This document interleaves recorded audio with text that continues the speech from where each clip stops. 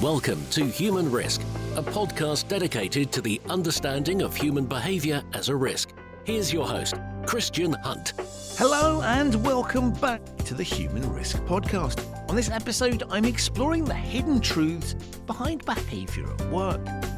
Now, in theory, there's a clear delineation between our work and personal lives. We all know the phrase, going to work. And of course, for some people, work does literally mean going somewhere else. But as we've seen under the pandemic, and with many of us able to literally work from pretty much anywhere, the boundaries of our worlds are often blurring.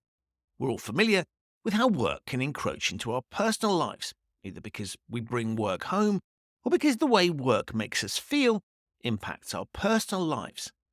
But what about the other way round? How does what we experience in our personal lives impact our work lives? My guest on this episode, Gabriella Braun, is the author of a book called All That We Are. The idea behind the book is that try as we might, we can't leave part of ourselves under the pillow with our pyjamas when we go to work. We bring, hence the title of her book, All That We Are. What Gabriella has written is an astonishing collection of stories in which she shares insights from over 20 years of taking psychoanalysis out of the therapy room and into the staff room. As you'll hear, in her work, Gabriella helps people to understand why employing humans means employing them in their entirety, both the good and the bad. And in the book, she talks about stories like why a board loses the plot and nearly causes their company to collapse, and why a lawyer becomes paranoid at work. And she also takes time to share some amazing revelations about her own life. Stand by for an episode that provides some incredible insights into human risk in the workplace and shines a light on things we all know happen but don't often explore. Before we begin, my usual reminder that my new book, Humanizing Rules, Bringing Behavioral Science to Ethics and Compliance, is available to pre-order now. You can do that using a link that's in the show notes. And if you do that before the book comes out from whichever bookstore you like, you'll get exclusive access to events and content. With that said, on with this show, and this was one of those discussions that genuinely blew my mind. So please enjoy my discussion with Gabriella Braun on human risk at work. Gabriella, welcome to the Human Risk podcast. Thank you so much. Thank you for having me. I'm delighted to be here. I love the title of your podcast because I think it's so relevant to everything in the workplace. I think we're going to have a really interesting conversation, not just about the book that you've written, but also about you. And so before we begin, can you just tell my listeners a little bit about yourself? Yes, I can. So I work with leaders and teams in very different organizations, and I help them to work at their best, really, as far as they can. Thing that I do that's different from most consultants and coaches is that I use psychoanalytic thinking as well as systems thinking to help in that work. So my starting point is really that we have an unconscious, that we're not in charge of everything that we do, that we're not only rational, we're also irrational, that we have inbuilt contradictions that we're struggling with, often unconsciously in us, and that we can't leave parts of ourselves behind, tucked neatly under the pillow with our pajamas when we go to work. So that's basically what I do. So in simple terms, what you're saying is that human beings have, I'll put it really, really simply, quirks. And if we're looking at, I don't know, an employment situation or any other situation, people are going to carry who they are into that situation. And if we think about the work, non-work delineation, you don't suddenly become a different person because you're in the workplace. Exactly. You bring all that you are. That's why I call the book All That We Are. And the subtitle being Uncovering the Hidden Truth Behind Our Behaviour at Work. And as I said to you in the pre-record, this is one of the most astonishing books I've read in ages, possibly ever, because it just blew my mind. In terms of, firstly, it laid clear what I've always felt, which is this idea that we have to think about when we're employing humans, that we're going to employ them in their entirety. It's implicit in my business and the podcast. And so, people produce amazing things, but when we hire someone, we are employing them in their entirety, and we're employing all of the quirks and foibles, which means wonderful things, but also terrible things. And you've written about lots and lots of conversations that you've had with people that starts to expose that. And I wondered, as you were writing the book and documenting some of those things, how did you go about picking the stories that you thought were most interesting or salient? Oh, great question. It was a very much an iterative process. I think to begin with, I picked the most, I suppose, in a way, the dramatic stories. And then gradually, because the book took me a very long time to write, gradually as I got clearer and clearer and clearer about what I was really trying to do with the book, I thought, no, hang on, I need a structure. And the structure became what I'd call quite a developmental structure, thinking about how human beings develop. So we develop our destructive side before we develop our constructive side, and we all have both. And so I thought, okay, I've got to have those two. And before that, I decided to have the kind of fundamentals of human nature. And then I needed stories to illustrate all of those different things. So if I'm talking about the fundamentals, I've got to illustrate some of that. If I'm talking about our destructive side, I needed to make sure I'd covered the key things about our destructiveness, and similarly, the key things about our constructiveness. Just to give my listeners a sort of a sense of the kinds of stories that you're picking at, because, what struck me was these are, and I hesitate to use the word every day because you really do go into the detail about people and what they were thinking. But can you just give us a sort of pen portrait of one of the stories that you tell so people have a sense of the sorts of things that you're talking about? Because this isn't sort of always a case of let's pick senior leaders and the foibles that they have. This is just sort of, literally everyday folk in different scenarios that are just going through situations, and you explore what's going on. Can you just talk a little bit about sort of examples that stand out, maybe that would typify that? Yeah, you're exactly right. Initially I wrote it for leaders and about leaders. And there are leaders in here, but it isn't just leaders at all. It is stories from the workplace. And so some of the everyday examples, a team that is told that they're going to their service will be outsourced. And what happens to them? They become totally demoralized. They lose any capacity for their work. They lose all their love for their work. It's a regular team. This stuff isn't out of the ordinary. And a team where the founders of the organization really kind of that chapter is called Love Refound, because they started their organization really passionate about what they were doing, really committed to each other. And it just waned. The feeling, the commitment, the passion, they lost it. So that story was about getting that back, reigniting that, looking at who they are now as people, not who they were when they started the company. So again, I think that would probably sound familiar to people. You can be very passionate, and 10 years on or whatever it is, that it's kind of gone, and you're a bit miserable and you're a bit jaded and you're a bit stuck. So those are a couple of examples of just ordinary things that happen in the workplace. The thing that really struck me as I was reading it, which, and I'm wary of confirmation bias here because it confirms what I thought, is really this sense that when we're hiring people, we're not bringing on robots. And of course, one of the things that's interesting when we think about particularly sort of the knowledge economy work is that a lot of your work experience is driven by other people. And so you are bringing your own personality to work as a worker. Your co-workers are bringing their personalities and challenges, the people that you work for.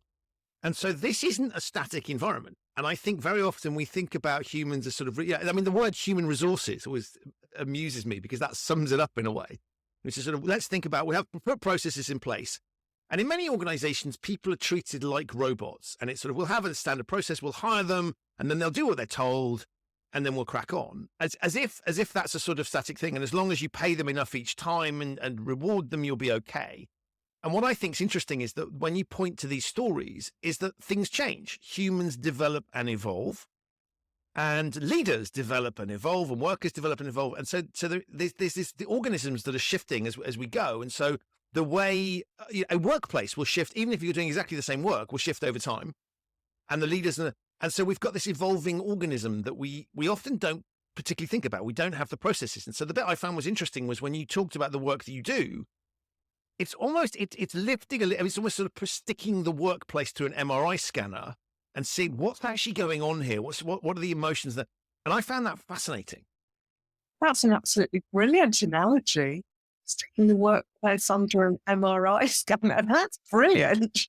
Yeah, I guess that is what it is. And you're absolutely right. We change. Our lives change. The things around us change as well. And we change in response to that. So nothing's ever static. We're not static. The workplace is never static. But also, really importantly, that we neglect completely in the workplace, and I think at our peril, is that we trigger each other. We press each other's buttons in ways we're not aware of. So, and that's a lot of the unconscious stuff that's going on.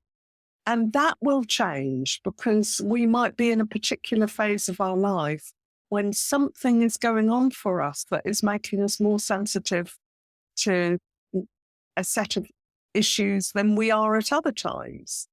And so somebody might do something that in the past it didn't bother us, but now we suddenly react and we don't really understand it. We might not even notice that we don't normally react like that, but something's happening and that's unconscious.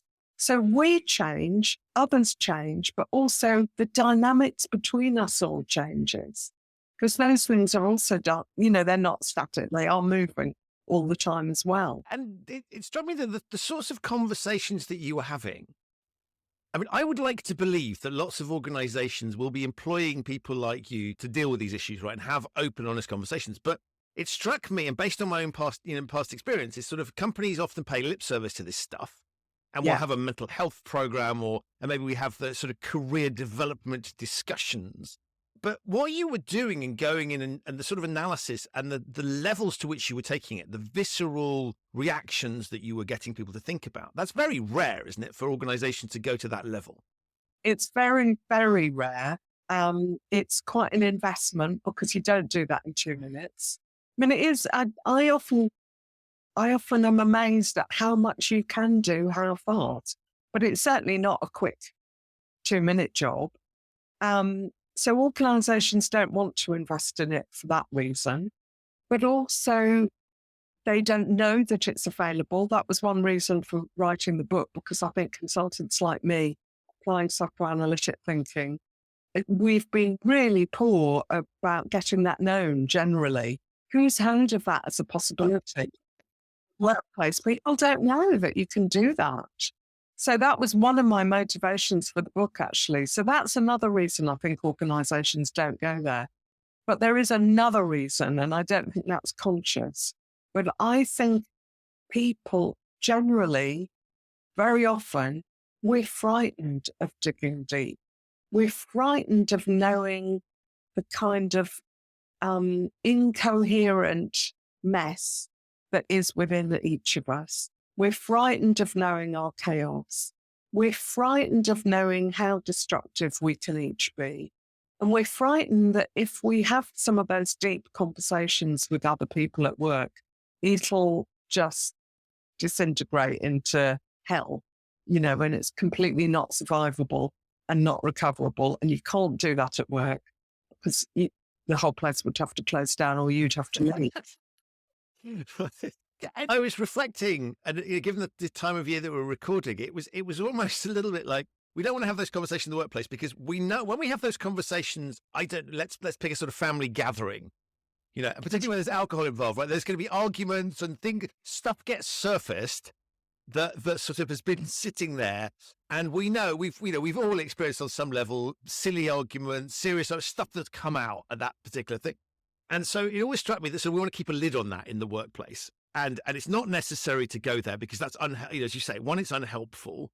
Two, we can't recover from it. And I think sort of, well, the natural outcome is, well, people are going to have to leave and people are going to have to find something different because we can't outlive this. And so I thought I was really intrigued by I think there's an element of bravery here of organizations saying we're prepared to go there and we're going to bring you in and let's be honest about this. And what I think fascinating about, on the one hand, it's very brave. On the other hand, not looking at it doesn't mean stuff isn't there, right? You're not exposing things that aren't already on some level known about. You're just helping people to diagnose the truth. And I guess sometimes the truth can be uncomfortable.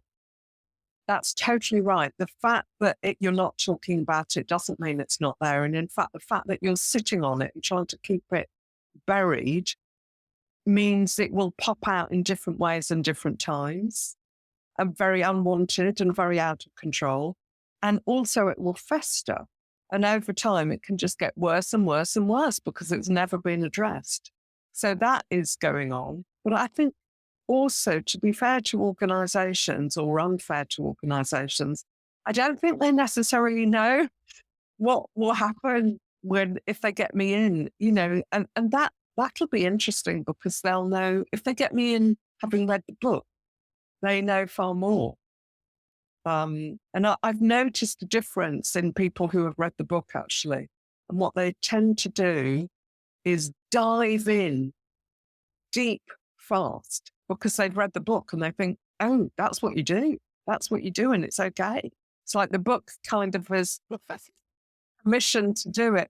But often where people just get me in to work with a dysfunctional team, for instance, they don't know what will happen. And when you were talking, I was remembering an organization years and years ago I worked with, and I asked the team, and they were having terrible trouble in their team. And I asked the team to draw pictures. I think it was just the team and their place in it. So something. And then I asked them to talk to the pictures. And immediately it went to a much deeper level. And I remember quite near the beginning of that conversation, someone said, you never said we'd be doing this. And I said they'd be doing that, but I had kind of gently led them there. And of course, they go there in their own way. If they didn't want to go to that level, they wouldn't let me do it. So I don't force them there, but I might lead them and they might not quite know where they're being led until they finally think, oh my God, now we're talking about this. Yeah, that wasn't on my sort of work plan for the day, but now that we're here, let's Yeah, exactly. Yeah. One of the other things I think is interesting. It points to as we look at the sort of evolution of things. So I evolve, the workplace evolves. So something that might have been suitable for me at one point in my career, stroke life, may no longer be suitable. I may no longer be suitable for the organization. Even if things, it may not be anything to do with me. It might be the circumstances have changed, or maybe I've changed, or things have evolved. And so you point really to one of the 21st century challenges when it comes to things like careers, because I think you've got lots of organizations and lots of people with the mindset of you're here for life, and you sort of join and we talk about careers as being where's the next role within the organization for you, as opposed to what's the next best thing for you. And so it always struck me whenever I was having careers, sort of annual appraisal type conversations, career development, there's a massive conflict of interest there because my career may not be best served by sticking around in the organization, no matter what you've got available. And so it was always, you were sort of having a conversation with someone, and unless you've got a really forward thinking boss who is prepared to say to you, actually, I think we should help you find something elsewhere. And that's framed in the right way, right? It doesn't make it sound like they're trying to get rid of you for bad reasons. So there's an adult conversation to be had. But many organizations don't seem to me to be capable of having that. And yet the essence of where I see careers going in the 21st century, the dynamics you talk about, points us in that direction, that we've got to stop thinking about jobs for life or even careers for life. We're gonna see lots more changes. And that, I think, makes what you're doing much more powerful because it's starting to reckon, well, how do I work out what that next thing is? Well, if I need to make a better decision. I think in part you're talking about the trend that people are naming at the moment, career cushioning, where people are starting to have a plan B. So they're not actively looking for another job, but they are thinking, well, if this doesn't quite work or doesn't suit me in a while, what would I do? I'm starting to think about it in my head. And actually, would be often kept very secret from their bosses. But I think enlightened bosses could be, I think it's in an organization's interest, actually, because what an organization doesn't want is loads of people there who don't really want to be there anymore. They're just there because they've got to pay the mortgage which isn't a bad reason to be in a job, of course. That's reality. But if they are thinking, oh God, this no longer exactly as you say, it could be for all sorts of different reasons. This doesn't suit me. It can be very helpful for the organization to help them think about, are there ways that the organization can help them broaden their skills so that they might be better able to go somewhere else. I think that's good practice for the organization as well as the individual. And I guess as you were talking, I was thinking, well, why might that be? And I guess if you were to sort of pick a different example, right, take a sort of relationships, you in the majority of cases, you wouldn't want to be having a conversation with a partner, which is along the lines of, I'm thinking of getting out of here, right? That's not going to be, that's sort of destructive. And so it seemed to me that maybe if we apply models that we think about in other parts of our life to the work, we do need to think slightly differently about it and be more adult about it and recognize that it's not the same as that sort of situation. And so it struck me that the reluctance to have those conversations is because maybe in other contexts we wouldn't have them. They would be difficult to have. But I think that it's perfectly capable, as you've identified, to structure those conversations intelligently. It doesn't make it sound like the employer is trying to chuck the employee out the door, or equally that the employee is being disloyal. I think that's absolutely right. And you're right. It's not a good idea in a personal relationship, is it, to be saying, I'm just on my plan B. Like, you might be. I'm just starting to get ready for that. And likewise, it has to be talked about very carefully in the workplace. But the workplace has all sorts of things that are resemblances of family life and our childhoods and all of that come with us to work. But it's not our family and it's not our childhood. So we can think differently about these conversations, and we have to be a bit judicious about how we do it. As you say, employers don't want to give people the implication or the impression that they're trying to get them out. And employees really don't want to give their boss the idea that they've lost loyalty, they've lost commitment, and disregard them now because they're looking. So don't pay any attention. Way of doing that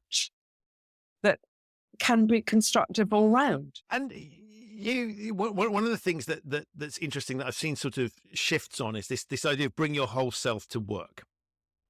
And so there seems sometimes to be a little bit of a tension here, because on the one hand, if we're employing humans to do jobs, then, and look at many of the interview processes where, historically you've asked people about their outside interests and what you want to know, who is this person I'm hiring and what are they all about and their background and so on and so forth. And then many organizations take them on and sort of try to stamp that out. If I look at the quote unquote sort of more aggressive industries, banking and law, it doesn't matter what hobbies you had before you started, because you won't have any time to do them when you're there. But that was a critical part of the recruitment process. But there is a sort of, on the one hand, we know that we want to get the best out of people. We need to let them be themselves. And hence we have lots of moves in the diversity, inclusion, and sort of giving people free rein. On the other hand, organizations like to control people and to sort of stamp that. So we've got this interesting tension. I wonder where you were at on the whole bring your entire self to work debate. What I'm going to say will sound slightly contradictory, because on the one hand, the book's called All That We Are, and my argument is, like it or not, we bring it all to the workplace, and we can't not. It comes with us, and we shouldn't not. Our feelings at work are important as well as our rationality. So that's on the one hand. On the other hand, I actually get slightly twitchy at terms like authenticity, be authentic at work, because I think it's so easy to say that. And what do we mean? Do we mean I say in a meeting, you know what, I can't stand you. You're taking down the band and I can't bear you. No, of course we can't say that in a meeting. But that might be authentic, but we're not going to say it. So I think it's a strange expression to me, the authenticity thing. I think we do bring all of ourselves, but what we have to do in the workplace, and we do it all the time outside work as well, it's just the constructs are a bit different. We have to manage who we are. And outside work, in our family, we might have more license to say, "You're driving me bloody mad." That's not so good, usually, in a meeting. Might be occasions where it's appropriate, but on a regular basis, that's not great. So we have to manage. We have to be ourselves, and we have to manage ourselves. It's not just don't be yourself or be yourself. Be authentic. I think being authentic is slightly meaningless without thinking about what that means. Just so I'm a bit I sound a bit contradictory, I think. No, but I like that, because I think to the extent that acting is required, and I think, to a certain extent, I mean, I always sort of make flippant comments and say there are things that I could get away with at home that I wouldn't dream of doing in the office or on video, right? To be clear, so I can walk around in my underwear at home. You try doing that in the office or in the supermarket, there'll be consequences from that action. Nothing wrong with me doing it at home when nobody else is. It's not a show for everybody else, but doing it. So there is I think we recognize that there are things that sort of, we have a degree of freedom in our private lives that we don't necessarily in the workplace. But it struck me that if we're making compromises, we're having to behave in a way that isn't necessarily 100% natural. Maybe we don't want to sit through a really dull meeting, but for some reason that's deemed to be necessary. Then at least know that you're doing that, and at least acknowledge that there's a compromise there. And it always struck me that lots of people do jobs that if you honestly ask them, they hate it, but they're there for the money, or they're there because they think they can't find anything else, but they sort of have to kid themselves. And so it struck me that what you were potentially saying was, look, if you understand what's going on, at least you can know when you're making that compromise. And then you can you don't necessarily have to tell everybody else, but you can be honest with yourself about the fact the only reason I go to this job is because it's super well paid, and I want to earn the money, or I need to earn the money, and I bloody hate the thing, but I've made that compromise. And I think there's lots of people that don't have that. They kind of intuitively know it, but they haven't quite got to that stage. And so it's quite stressful for them. And so you're pointing, it seemed to me, to sort of to let's be a bit more honest about these things in a way that's sensitive to other people and so on. And so what we tell other people might be a different thing, but we're at least reflecting on the realities of life. I agree with that, absolutely. And I don't think, by the way, that we're acting when we sit through an entirely boring meeting and we're putting on a reasonable face. Well, I suppose you could call putting on the face acting. But I think what we're doing is doing what's required of us, as we have to do, like you said, in the supermarket, and as we have to do to a degree in our families. We do, there might be times when we just want to sit up curled with a book and we don't want to stop now and have dinner with the family. But actually, we do have dinner with the family because the family requires that from us and from every member. So I don't think it's an act. I think it is about how we have to be respectful of our roles, whether they're as family member, friend, or in the workplace. But I also think I agree with you absolutely about letting yourself know what's going on. And you remind me of a chapter in the book where the team it's one I already mentioned, where the team are completely demoralized. And what they get hold of eventually is that they are not going to get what they need from the organization and from the leaders. They love the work, they'd lost that, but they regain that. They're not going to get what they need. And so they look for other ways of getting what they need. So they use me, they use supervision because they do clinical. It's a university and they're working as students. So, I think there is something about, and if the compromise is, well, I've got to pay the mortgage and this job does it and it suits me for now. It's 10 minutes down the road and that works for childcare, et cetera, but I am not happy in it. Then what you might be able to do is think about, okay, where else do I get what I need?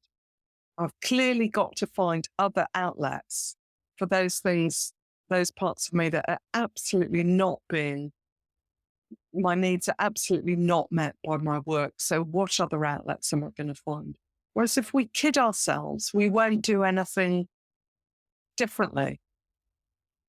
So yeah, I agree with you. Yeah, and it just seems to me that we're sort of wasting human capital, and I often jokingly refer to, but sort of with a serious side to it, this, many companies are great destroyers of human capital. They hire people in with massive amounts of potential, so hugely creative people, and treat them like they're small children, and not in a good way, right? Not in a draw whatever you want kindergarten type way, but in a kind of like, you will do exactly what you're told, and we're not going to give you any room to move. And so I think one of the challenges we have in the 21st century is, particularly as technology takes over those repetitive, process-driven, predictable tasks, and is starting to encroach into some of the more creative spaces, how do we get the best out of people, I think becomes an interesting challenge. And so as we look at what I call human reward, so the flip side of human risk is a negative connotation, which is people call human rewards, how do you get the best out of people? I think what you're talking about starts to get really interesting, because you'd say, if you look at human capital as an investment, and we're spending a lot of money on people, in many organizations, it is one of the, if not one of the biggest costs. We need to maximize that. And so having the sorts of discussions you're prompting is not a sort of nice to have. It starts to, I think, become really necessary, because if you thought about the investment you're making in people, if you were making that in any other asset class, you would invest money in making sure that your factory was running smoothly, that your vehicles were properly maintained, all these sorts of things. And so I see it very much that what you're doing is something that's not just a sort of icing, this is a nice little thing. It's critical in the 21st century. I totally agree with you. This is not just a nice to have. And I think one of the mistakes we make in the workplace is that we do not give this space. We do not think about this. We have endless agendaed business meetings, but we don't create much space outside of business in a separate forum without an agenda to just think about, how are we? How are you, everybody in my team? And I'm not now expecting you to, reveal your innermost secrets and tell me about things that are entirely private, or complain about your mother. This is not therapy. It's all of those things. But actually, there are things that we need to check in with each other. Why can't we say to each other, actually, I'm really preoccupied about X, and X might be a work thing, or X might be a parent that's got dementia now, or a friend, or a child that's being bullied. Your child is being bullied at school. Why can't we say that? That's not like saying, I think I worked it all out when I was 5. My mum did this. But, why can't we tell each other those things? And why can't we make space and think that that's important, and that it doesn't only have to be done by the water cooler or with a couple of people we go for lunch with, that actually it matters. And we can have regular, not every day, but regular slots where we check in with each other. What's happening that we're really pleased about in work, maybe in life? What's happening that's getting on our nerves, or we're preoccupied with? We just do more of a checking in with each other. And as you say, that's part of the, refueling, filling up the oil, all of those things that are so important and we don't take seriously. We have to take our car for service, but not us in that way. Strange, because I was thinking back to sort of times when I've come into the, as a leader, I'd come in and sort of say, I'm really pissed off today. And I'd make it very clear it wasn't with them, but it was, I just thought it was really important. If somebody has riled me on public transport, or I said, if somebody's got, you're trying to leave the house and you can't because a million things have not worked the way you want, and you're late, and so I remember used to coming in, I was just sort of, because I'm really pissed off today with these things have happened. And people sort of looked at me slightly weird. And I was just like, I just want to tell you why. So that if I've got a really miserable face on, you're not going to take it personally. And you will recognize that maybe this is not the best moment to come with something that's not time critical, right? I'm just giving you an opportunity to work out what the best way to approach me is. And I'm trying to give you, it's almost like a user manual for me. And so I quite like this idea of people, as you say, it's not about like divulge your innermost secrets. And there are things that shouldn't be brought into the office, but Yeah. But I think there's something about we need to know how to interact with each other. Yes. And we need to know what, if certain things are going on for somebody, that it's not like we say, oh God, if that's happening with your child, take the rest of the year off. Of course, it's not that. Of course, it's not. But we might be more tolerant when that person says, actually, I really can't overrun in this meeting. I've absolutely got to go now. Or they're a bit distracted or whatever it is. Or they're coming in late because I've got a meeting with the head teacher. Whatever it is, we can be more understanding of and have more flex about, because that flexibility is so important. Why shouldn't people go and tend to those things that are important for them and their well-being, and therefore for them as a worker? It's important for the workplace. But what you were saying as well about, I'm really pissed off. I had this shitty experience on public transport. It it obviously does tell people something, but also you'll probably get rid of it much sooner. You won't be in a grumpy, bad mood all day if you've had a chance to just say, oh, this happened. And then you can kind of park it more easily. Right. That's probably what I was doing. Yeah. No, you're absolutely right. Busted here. I framed it as I'm telling the team something useful. You're right. I'm just getting free therapy from them. It doesn't matter, right? It's all just it's helpful. You're finding a way of getting it out of your system. Yeah, that's interesting. I will reflect on that. Thank you. And obviously, I want to talk to you about the bit of the book that really floored me just in an amazing way, which was you. This isn't just a book about other people.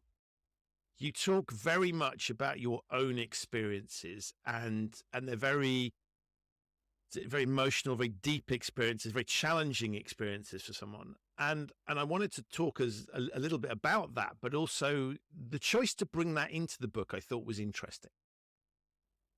Thank you. Thank you very much for saying that. I hadn't imagined I'd be doing that when I started, or even when I got the deal with Piatkus, the publisher. I hadn't imagined that at all. I thought I'd talk about myself as a consultant and some of my reactions to what's going on in the room, because that's how I work. I use my feelings in my work very much. It was when I got to the chapter on belonging, which is in the first third of the book, the last chapter in the first third. And I suddenly thought, and it was I got the deal to write the book on the 7th of February, 2020. We had no idea what was about to hit. We had no idea. So I was right, and I had a year then to write it. And I was writing it during the worst of COVID. So as I sat in isolation, thinking about belonging, I didn't know what to write. And I suddenly thought, maybe this should be first person. And I emailed my editor and said, what do you think? I'm wondering about doing this from my point of view, my experience of belonging. What do you think? And she wrote back, she said, I think that could be very interesting. Give it a go. So she was very encouraging. And actually I loved writing that chapter. And it is exposing and it is not easy. But I did, and there were bits where I camouflaged little bits. And later when my editor got the whole thing, she said, well, I'm not clear why you're not saying this or why you wouldn't say that. You're going to trip the reader up because they're going to wonder about this. If you don't want to say it, then let me give you guidance about how not to trip them up or say whatever. So I said more than the thing that I'm referring to is I think I just said my parents came from abroad or something, were immigrants. And my editor said, but people are going to wonder where they come from. And I thought, oh, okay, yeah, okay, I'll put that in, which I hadn't been going to say, because the minute I say it, because we immigrated to the UK from Israel, and the minute I say it, you start to have, some people would start to have questions about how come my parents were in Israel? And of course, then you get into the Holocaust and the war and all of that. So I'd been not saying it at that point. But then I decided, I became clearer and clearer about bringing in personal things. And there are things that I say that I was very taken aback by myself for saying them. Like and maybe this is also what floored you, there's one chapter, Speaking the Unspeakable, and that's in the last section of the book, which is all about our human potential. And I'd written it in the chapter outlines in the proposal to the publisher that I'd have this chapter, and I'd said a couple of lines what it would consist of. They were pretty meaningless. And when it came to it, I thought, what am I going to write for this? I have absolutely no idea what to write. Why did I ever think this was a chapter? It was never going to be anything about me. And then I sat and pondered, and then I suddenly thought, oh God, this is my story. This is about me. This is my history. It's a great example of where the unconscious can be so helpful, because my unconscious must have known that that was a good idea for a chapter. And I put it in the outlines. And then I started that chapter and I included a line in it, which is about the concentration camp in. Is that one of the things? That's one of the statements that just sort of. I'm somebody that likes to speed read things, and I found myself literally screeching to a halt when I read the words concentration camp in my mind. I thought that's very interesting on a number of levels, and it was that sort of, I just wasn't expecting you to go.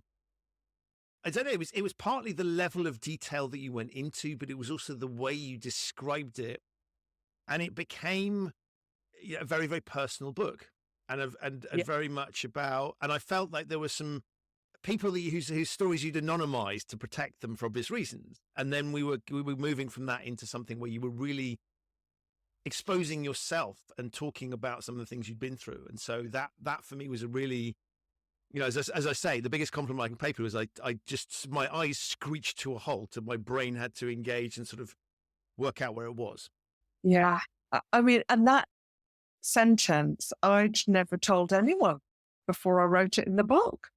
And then I thought, oh my God, so when the book first was published, I felt like I'd got no skin on. I felt so exposed to the world. I mean, I'm very glad I did it. I'm very glad I included that personal stuff.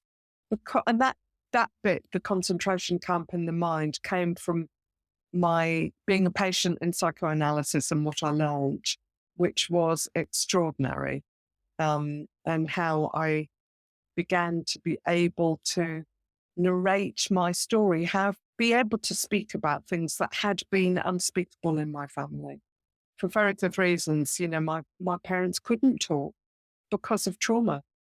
So there were huge secrets and huge silences that I hadn't understood. And it suddenly seemed really important to say that and illuminate that in terms of how that then, and in that chapter, as you know, it starts with me and it moves to an organization where they couldn't speak and they learned to speak. So I learned to speak and they learned to speak. I think the thing about, and exactly as you say, other people are protected in the book and I'm completely not protected. I choose that.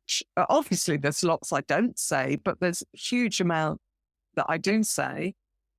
And I think that it became a way of showing really that I'm part of this, that I can't write a book called All That We Are and then stand back from it and almost say to the reader, well, really, it's all that you are, because I'm sorted. This thing doesn't apply to me. I can look at you and tell you about it. I need to say, it is all that we are, and I'm part of the we. This is human. This is human beings, and this is human experience. and we can't cut off our histories, and they are part of us. And I realized in writing the book, in a way I hadn't really understood before, that some of this is exactly why I do the work that I do. So I wasn't writing it for the sake of drama. I was writing it to try and show how our histories affect us, and they affect us in our work. And I was showing the way that affected me in my work. Why exactly?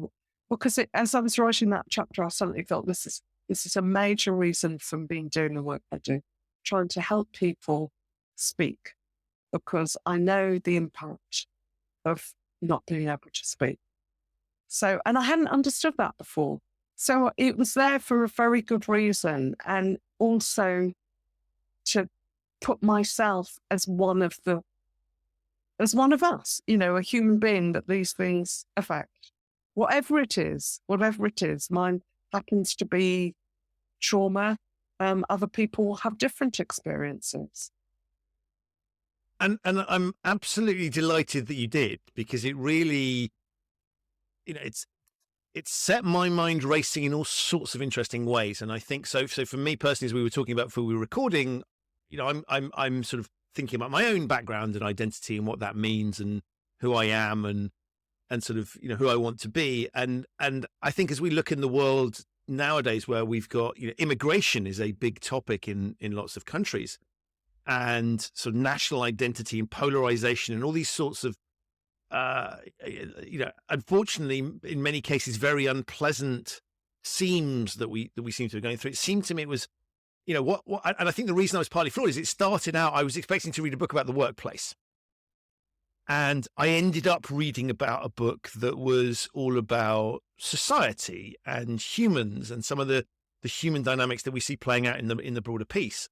And so I was partly surprised by that, but I think it beautifully encapsulated the point that you can't differentiate between the workplace and the broader human dynamics that are going on. And so as we try and neatly pigeonhole things, as we try and badge, who are you? Where do you come from?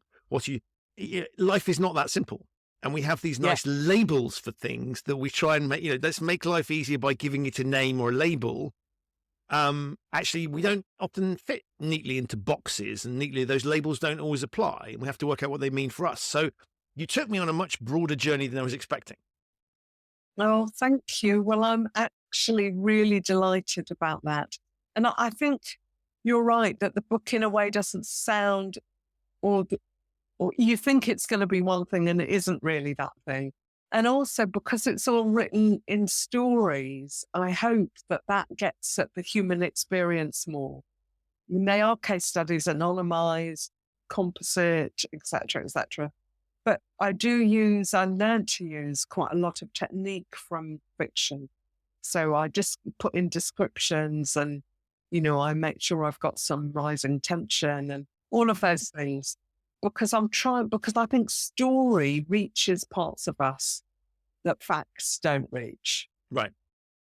And that's what I wanted to do. I wanted to engage the reader at an emotional level, not just a factual level. And there are facts, like the appalling mental health statistics in the workplace, about the rise of bullying, about all of those things are facts. But I also really wanted, and it sounds like that worked for you, that I really wanted people to read this from their heart as well. Because that's the only thing, that's what we fail to do at work. We fail to recognize that we've got to think about the emotional and the heart, not just the fact. And we all intuitively know that, and yet struggle with it. Yes. And we struggle with it for good reasons, because we are quite scary.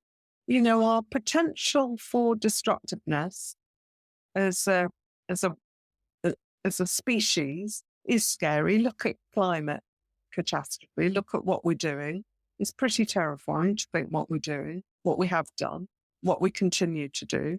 Our capacity to turn a blind eye, to not see things, is quite stunning at times and can get us into terrible difficulty.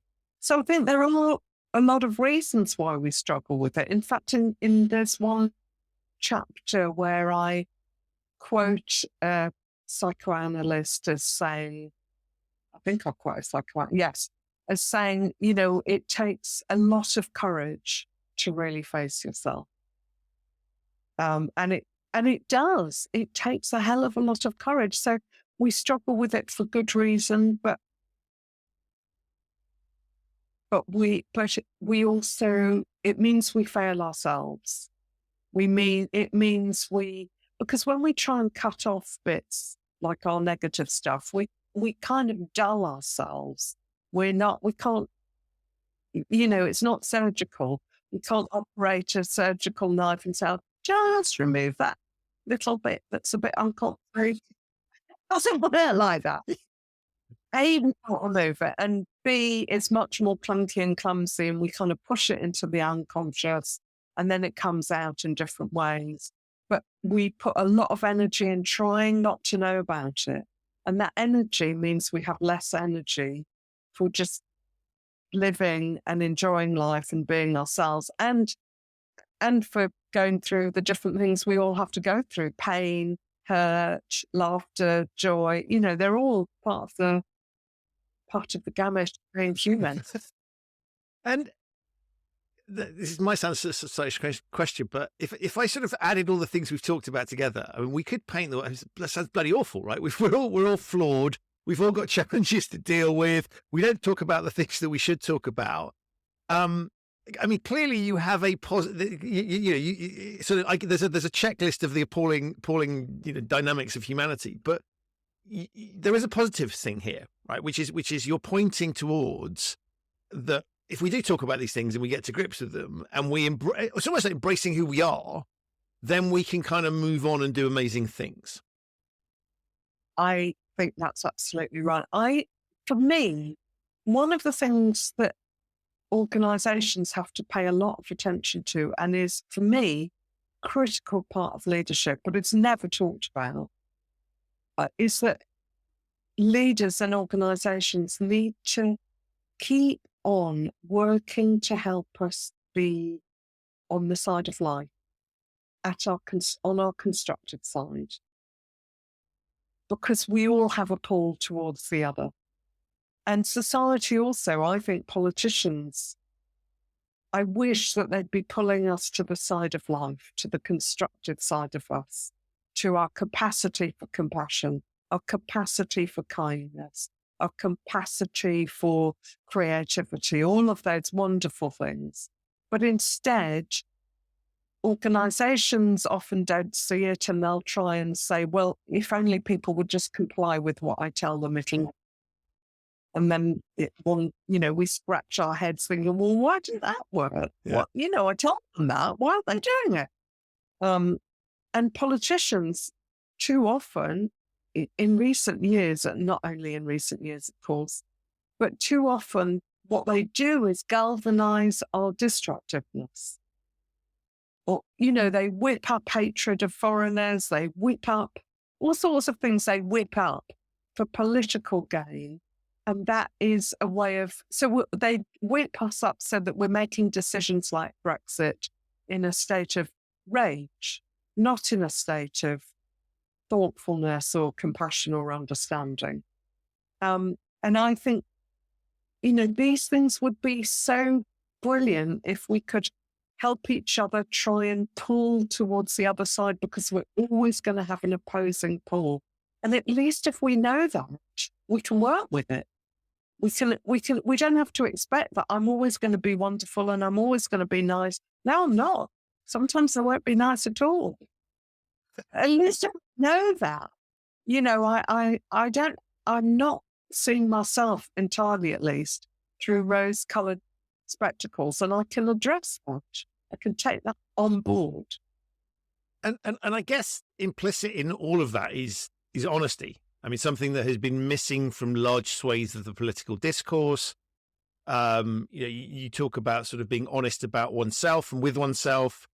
And that seems to me to be a fundamental piece of this, in that you're it's back to what I was saying. If we don't bring you into the organization, it's not like you're suddenly creating these issues, right? They're there anyway. We're just being honest about what's there. We're removing that willful blindness, and the the dishonest narratives are much simpler in many respects, right? If we can just let's blame those foreign-looking people, because then I've solved that problem and move on. It's the truth is much more complex. And so I got a real sense from what you were saying just then, but also the book, that if we could be a bit more honest with ourselves and other people, we could start to resolve some of these issues. I couldn't agree more about being more honest. And I think also with me, with my work, it's not that I'm saying, okay, now tell me what's really going on. I don't understand what's really going on. What I'm doing with teams and individuals is together we're working out what's going on. So, but to do that, there has to be honesty. And I think when we live with the dishonesty that we've grown sadly hugely accustomed to in wider society, and as you say, politicians have been sadly, not all politicians, of course, but there has been a lot of untruth and downright lies and a lot of manipulation of truth. And it's happening all over social media. We know that in the US, I think it's something horrific, like a third of the population still don't believe the election result. I mean, it's really phenomenal. But the idea that we know that we might be being lied to regularly and manipulated, which increases our anxiety. And when, of course, it makes us very worried and anxious, it destabilizes us. And in that condition, it's much harder for us to think because we're clouded with anxiety, and we're much more likely to blame and to look for simplicity. Oh, it'd be fine if they went away. It's all in women, or it's whatever it is, it would be fine. So the attraction of the simplistic, I can tell you with absolute certainty how we're going to solve this, is very attractive because we feel, oh, thank God, somebody knows how to do it. Of course, it's not true because it's so much more complicated and nuanced than that. But it is attractive to think, oh, if only that were true. But to allow ourselves to be in the nuanced, more complex space, we need to have a way of containing our anxiety more, not having it whipped up all the time. And that's another major job for leaders in the workplace. It's about containing people's anxiety. Anxiety is part of being human. And we don't want to be in this kind of completely never anxious state where we can't be bothered to get out of bed in the morning. So laid back. But at the same time, if we're overwhelmed with anxiety, it's really not good. I think, and these are all jobs for leaders wherever they are, let's put it that way, whether they're politicians in the workplace, in wherever they are. And one of the things that's interesting when you talk about leaders, I've been reflecting on, this question, do we get the leaders we deserve in the same way that we get the politicians we deserve? And the second is, the leadership models, many of them rely on attributes that are not actually helpful to solve some of these issues. So sort of if I look at sort of quarterly reporting mentality that encourages leaders who will promise great things that may not be deliverable. And I think we can clearly point to the fact that, I think having a sort of male dominated society has led to certain attributes being valued over other ones. And so, it really strikes me that we need to, as you explore these things, we really need to start looking and saying, what do we want in our leaders, political and business, and I guess societal leaders? And that may not be some of the things that we've prized in the past or that the systems naturally filter through. I think that is absolutely right. And I would have totally said, yes, we do get the leaders we deserve. Now I'm not so sure because of all the manipulation of data and the effective lying. When we've learned about some of like the data that was manipulated for the Brexit vote, we didn't get what we deserve. But I think there is another very uncomfortable truth about human beings, which is that in groups, we can behave very well, and we can go into very mad states of mind. And in mad states of mind, insane states of mind, we will gravitate towards the leader that seems to be doing what we want. So we're nervous and we feel overwhelmed, and we just want someone we can depend on, so we don't have to think, and they'll tell us what to do, and they'll be an autocrat. And for a moment, that seems great. Of course, it's faster.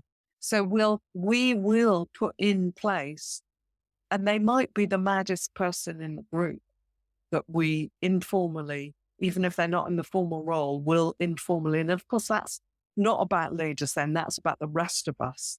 What are we doing? And we will create things that are pretty dysfunctional.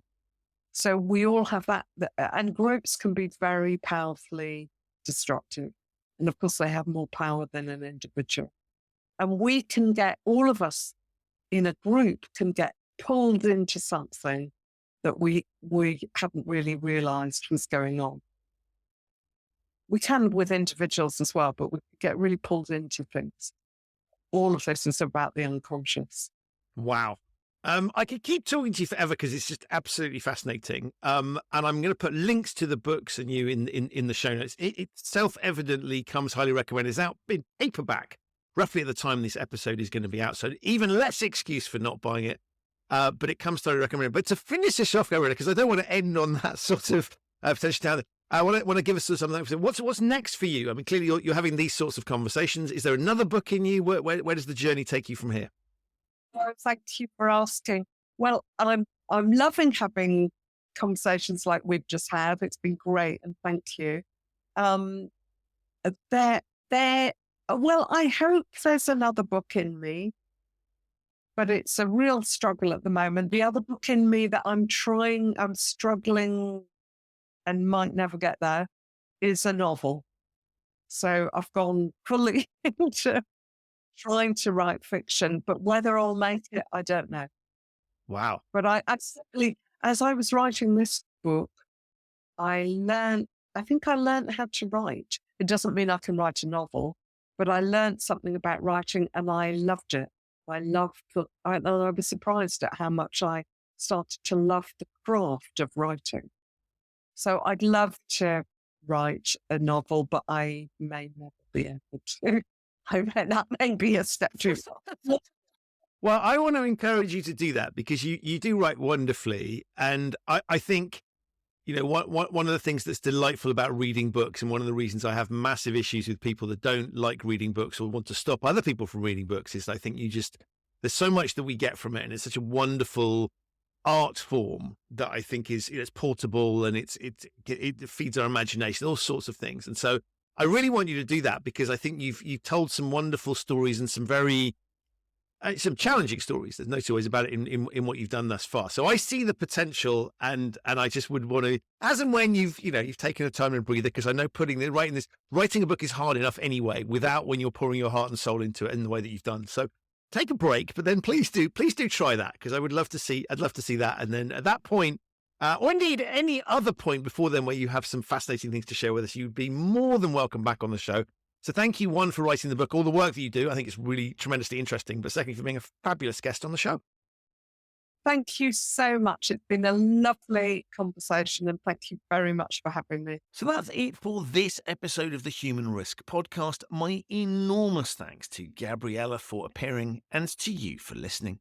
To find out more about Gabriella, all that we are and the work that she does, have a look in the show notes. There are links to those there.